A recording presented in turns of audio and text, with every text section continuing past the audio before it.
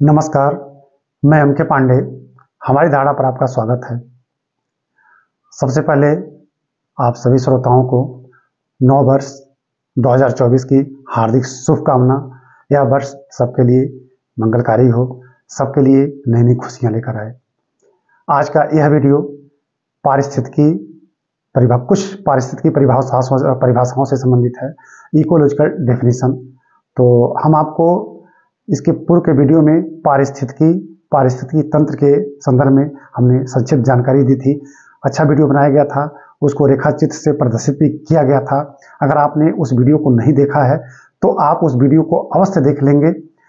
यह जो वीडियो बनाया जा रहा है पारिस्थितिकी से संबंधित कुछ महत्वपूर्ण परिभाषाएं हैं जो बार बार कॉम्पिटिटिव एग्जामिनेशंस में पूछी जाती हैं। इनमें से जरूर एक आध क्वेश्चन तो आता ही आता है। तो ऐसी 10 परिभाषाएं आज बड़े संक्षेप में हम देने जा रहे हैं। तो परिभाषाएं शुरू करने से पहले, जानकारी शुरू करने से पहले एक बार पुनः आग्रह है कि आप हमारे चैनल को जरूर सब्सक्राइब कर लें। इस वीडियो को तो लाइक शेयर करें ही करें, इसके पूर्व के भी वीडियो देखें, बहुत अच्छी अच्छी जानकारी दी गई है। तो आज का यह वीडियो शुरू किया जाता है। तो जिन 10 शब्दों को हम परिभाषित करने जा रहे हैं उनमें सबसे पहले अनुक्रम है, अनुक्रम या सक्सेशन। फिर जैव विविधता, 3 तरह की जैव विविधता है। इसके बाद पद छाप, पग मार्क, हैबिटेट, निच, कार्बन फुटप्रिंट, कार्बन क्रेडिट और कार्बन ऑफसेटिंग। तो इनके बारे में हम संक्षिप्त जानकारी देने जा रहे हैं। एक तरफ से परिभाषा है, बहुत डिटेल हम नहीं चलेंगे। सबसे पहले हम अनुक्रम शुरू करते हैं। अनुक्रम या सक्सेशन एक ऐसी प्रक्रिया है जो किसी भी बैरन लैंड्स या खाली जगह पर क्रमशः धीरे धीरे जैव विविधता के आने, उनके बढ़ने और एक स्थायित्व को प्राप्त करने से संबंधित है। तो इसे ऐसे परिभाषित करते हैं, किसी भी स्थान विशेष पर क्रमशः प्रारंभिक अवस्था से अंतिम अवस्था तक विविध प्रकार की जैव विविधता के उगने, पनपने, बढ़ने, फलने, फूलने की क्रमशः प्रक्रिया ही अनुक्रम है। अब इसके कई चरण गिनाए जाते हैं, 4 से 5 इसके मुख्य चरण हैं। सबसे पहले कोई खाली स्थान है तो वहाँ छोटी छोटी वनस्पतियाँ, शैवाल से थोड़ा सा और साइकस, थैलोफाइटा से आगे हम ब्रायोफाइटा कह सकते हैं, टेरिडोफाइटा कह सकते हैं। छोटी वनस्पतियाँ आती हैं वहाँ, फिर उसमें छोटे छोटे कीड़े मकोड़े और जंतु आते हैं, फिर और झाड़ियाँ आती हैं, झाड़ीनुमा वनस्पतियाँ आती हैं, फिर उनमें बड़े बड़े वृक्ष आते हैं और लंबे समय के बाद, सैकड़ों हजारों वर्षों के बाद वहाँ बड़े बड़े वृक्ष उग जाते हैं और एक स्थायी पारिस्थितिकी तंत्र बन जाती है। तो जो अंतिम अवस्था प्राप्त होती है उसे हम क्लाइमेक्स कहते हैं। अब यह अनुक्रम है तो बहुत जटिल, यहाँ 2 मिनट में बोल दिया जा रहा है, लेकिन इसमें बड़ी ही जटिलता है। यह क्रमिक विकास बहुत महत्वपूर्ण है। इसी अनुक्रम के दौरान एक शब्द आता है, वो भी परिभाषा में दिया जाता है, सीयर। तो सक्सेशन जब शुरू होता है, जो खाली स्थान है, सबसे पहले तो खाली स्थान है, तो प्रक्रिया जो पहली चलती है न्यूडेशन, या सबसे पहले न्यूटेशन की प्रक्रिया, मतलब खाली ये वनस्पति विहीन क्षेत्र है तो पहले वनस्पतियाँ आएंगी। तो इसकी जो पहली अवस्था बनती है वह न्यूडेशन या वनस्पति विहीन अवस्था।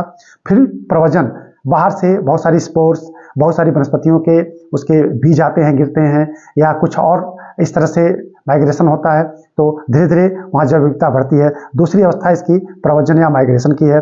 तीसरी सुस्थित या एकत्रीकरण एग्रीगेशन की है। चौथी प्रक्रिया रिएक्शन की, और 5वीं अवस्था स्थिरीकरण, या आगे इसके हम क्लाइमेक्स बोल सकते हैं। तो सबसे अंतिम अवस्था किसी भी सक्सेशन या अनुक्रम की अंतिम अवस्था क्लाइमेक्स मानी जाती है। क्लाइमेक्स मतलब एक स्थिर अवस्था है और उसी को प्राप्त किया जाता है किसी भी स्थान पर। अब यह सक्सेशन 2 तरह का होता है, प्राथमिक और द्वितीयक, प्राइमरी सेकेंडरी। प्राइमरी या प्राथमिक अनुक्रम उसे कहते हैं जब किसी खाली स्थान पर क्रमशः सक्सेशन की प्रक्रिया चलती है। द्वितीयक अनुक्रम उसको कहते हैं जहाँ पहले से ही जंगल हो और जंगल को काट दिया गया है, पुनः धीरे धीरे वहाँ वही प्रक्रिया पूरी सक्सेशन की चले और पुनः जंगल प्राप्त कर लिए जाएं लंबे समय के बाद, 100,000 वर्षों के बाद, तो वह द्वितीयक अनुक्रम है। तो हमने आपको बहुत संक्षेप में अनुक्रम और उसके विविध चरणों की जानकारी दे दी। अब इसी अनुक्रम के दौरान एक शब्द सीयर आता है। अनुक्रम के दौरान बीच में जो संक्रमणीय अवस्था हैं, उन संक्रमणीय अवस्थाओं से सक्सेशन के गुजरना ही सीयर है। तो सीयर अनुक्रम के बीच में जो संक्रमणीय अवस्था है उसको दर्शाने की एक प्रक्रिया है, उसको हम शियर कहते हैं। तो अब शियर तो आता ही आता है। अभी हम देखें तो पीछे पीसीएस की परीक्षाओं में भी यह शियर शब्द पूछा गया है। तो शियर हम अनुक्रम नहीं कहेंगे, शियर अनुक्रम तो एक व्यवस्थित प्रक्रिया है, उसके बीच की जो संक्रमणीय अवस्थाएं हैं उनकी जो क्रमिक अवस्था है संक्रमणीय अवस्थाओं की, उनको शियर कहा जाता है। तो थोड़ा सा इसको ध्यान देना पड़ेगा, सक्सेशन से थोड़ा सा अलग है। अब जो क्लाइमेक्स प्राप्त होता है, इस क्लाइमेक्स की कल्पना जो है वो क्लीमेंट्स ने की थी। तो ये भी आप ध्यान रखें कि क्लाइमेक्स शब्द जो है वो क्लीमेंट्स ने दिया था। तो हमने दो शब्द आपको यहाँ क्लियर कर दिया, सक्सेशन और शियर। अब इसके बाद एक शब्द आता है जैव विविधता। तो जैव विविधता क्या है? अब सक्सेशन हो रहा है तो बड़ी बड़ी वनस्पतियां, पौधे, जंगल उग जाते हैं, घने जंगल उग जाते हैं, तो जैव विविधता ऑटोमेटिक जैव विविधता शब्द आ ही जाएगा। आज जैव विविधता सर्वत्र व्याप्त है, कौन नहीं जैव विविधता के बारे में जानता है। समझिए दुनिया में जैव विविधता आज पूरी चर्चा का विषय है। पूरी दुनिया में जैव विविधता का 5 से 8%, 5 से 7% जैव विविधता भारत में पाई जाती है। किसी स्थान विशेष पर जंतुओं और वनस्पतियों की सघनता ही वहाँ की जैव विविधता है। अब कितनी सघन वहाँ आबादी है, कितनी सघन उनकी संख्या है, कितनी अधिक प्रजातियां हैं, वहाँ की क्लाइमेट, वहाँ की जलवायु पर निर्भर करता है। तो जंतुओं और वनस्पतियों की सघनता ही जैव विविधता कहलाती है। और धरातल पर जैव विविधता का रहना अनिवार्य है मानव के एग्जिस्टेंस के लिए भी। अब ये जैव विविधता 3 तरह की होती है। किसी स्थान विशेष पर वहीं की जलवायु के अनुसार जो जैव विविधता बनती है, फलती फूलती है, उसको हम अल्फा जैव विविधता या अल्फा बायोडाइवर्सिटी कहते हैं। अब उस जगह पे अगर बाहर से भी प्रजातियां आती हैं, माइग्रेशन होता है, प्रव्रजन होता है और मिला जुला के जैव विविधता वहाँ बनती है। अल्फा तो है ही और बाहर से भी प्रजातियां आती हैं, तो इस तरह से मिला जुला के जो जैव विविधता बनती है उसको हम बीटा जैव विविधता, बीटा डाइवर्सिटी कहते हैं। अब तीसरी तरह की जैव विविधता गामा जैव विविधता है। गामा जैव विविधता में पूरे धरातल की जो सम्मिलित रूप से जैव विविधता आती है उसको सम्मिलित रूप से हम गामा जैव विविधता कहते हैं। इस तरह से हमने जैव विविधता को बड़े संक्षेप में आपको हमने समझा दिया। अब इसके बाद इसी से आगे बहुत सारे शब्द आते हैं, जैसे हैबिटेट और निच। ये बार बार पूछा, अभी हम देख रहे हैं पीछे पीसीएस और आरओ तक की परीक्षा में यह जो है शब्द पूछा गया है, हैबिटेट।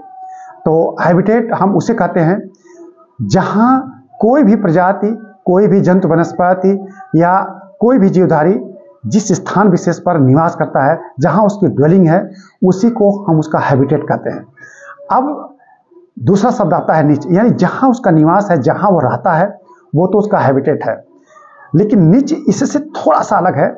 वो अपने जीवन यापन के लिए जहां तक अपना क्रियाकलाप करता है, जिस क्रियाकलाप में वो संलिप्त रहता है, जैसे दाने चुगना, चारे ले आना, जहां तक ले आता है, जिस तरह से ले आता है और जिस तरह से अपने बच्चों का भरण पोषण करता है, यह पूरा का पूरा प्रक्रिया ही हम निच कहते हैं। हम इसको मानव का संदर्भ लें तो मानव जहां घर बना के रहता है वह उसका हैबिटेट हो गया, और जो उसका प्रोफेशन है, जिस प्रोफेशन में लगा रहता है, वह प्रोफेशन उसका अपना निच है।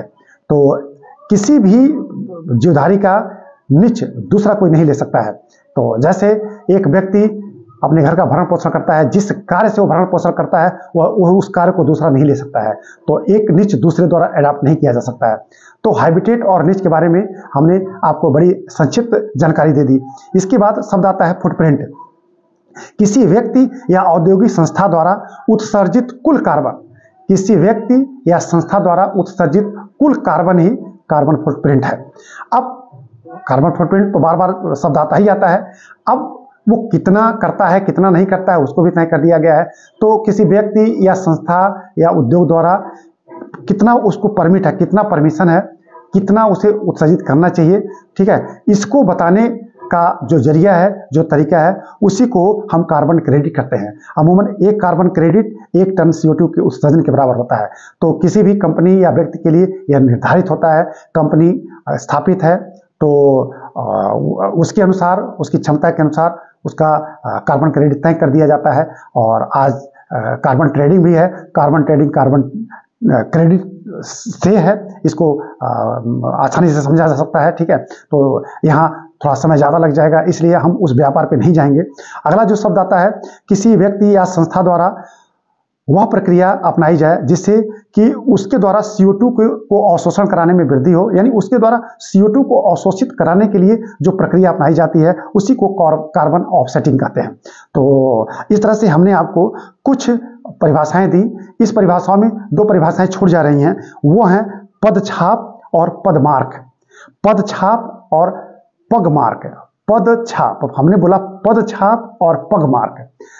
पारिस्थितिकी तंत्र में किसी भी पारिस्थितिकी में मानव के रहने के लिए, मानव के जीवन निर्वाह के लिए जो न्यूनतम भू क्षेत्र की आवश्यकता पड़ती है वही पदछाप है। और जंगल में या वन में वन्य जीव, खास करके स्तनपायी जो वन्य जीव हैं, उनके पद के चिन्ह जो उग जाते हैं, जिनके आधार पर उनकी संख्या को भी गिना जा सकता है या उस प्रजाति को पहचाना जा सकता है कि उस जंगल में, उस वन क्षेत्र में वह प्रजाति है या नहीं, उसी को हम पद चिन्ह कहते हैं। तो पगमार्क, पद छाप और पगमार्क, इस तरह से हमने कुछ आपको परिभाषाएं दे दी। अब आगे इसी तरह के वीडियो बनाए जाएंगे। आज वीडियो ही समाप्त किया जाता है। धन्यवाद।